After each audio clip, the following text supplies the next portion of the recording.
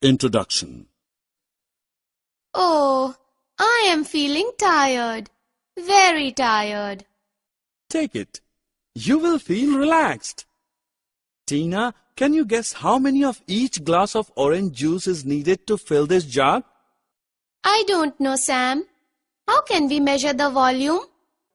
Children, in this lesson we will learn about measurement of volume.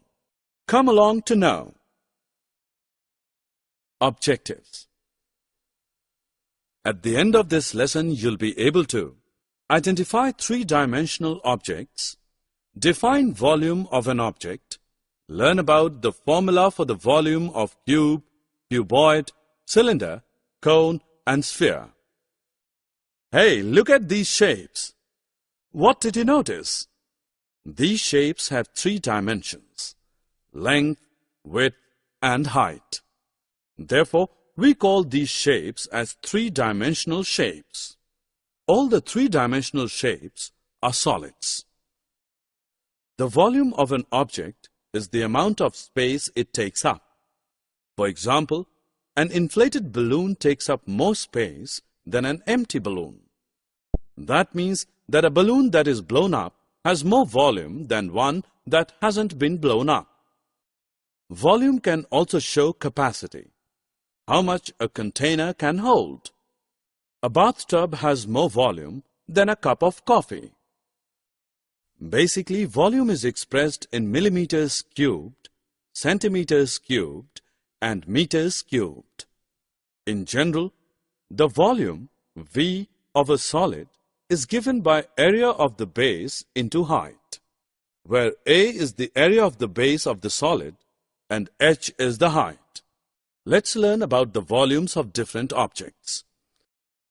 See, this is a cube having three dimensions: length, height, and width. It is like an empty box and has 6 equal square sides of the same size. How will you measure its volume? Think. First, consider this square with each side with the length L. Next, let's change this square into a cube. Note that all the sides of a cube have the same length, L. To find the volume of the cube, we just need to multiply the area, A, with L. Hence, by multiplying these three L's together, we get L cube. Therefore, the formula for the volume of a cube is L cube. Look at this closed box. This is a cuboid which has 6 rectangular faces. Its volume is calculated as height into width into length, or simply volume equals to H into W into L. A solid that has the shape of an ordinary tin can or a drum is a cylinder. The two bases of a cylinder are circular in shape. We know area of a circle is equal to pi r square. For calculating volume, we will multiply area of a circle with the height. So, the volume of cylinder is equal to pi r square into H. Wow, yummy ice cream! Have you ever wondered how much ice cream it would take to fill up a cone? Have a close look at its cone. It has a round base which narrows to a point. Are you interested in measuring its volume? Volume of a cone is simply given by 1 by 3 pi r square H, where H is equal to height of the cone and r is equal to radius of the circular base of the cone. What do we call this round ball? Yes, it's a sphere.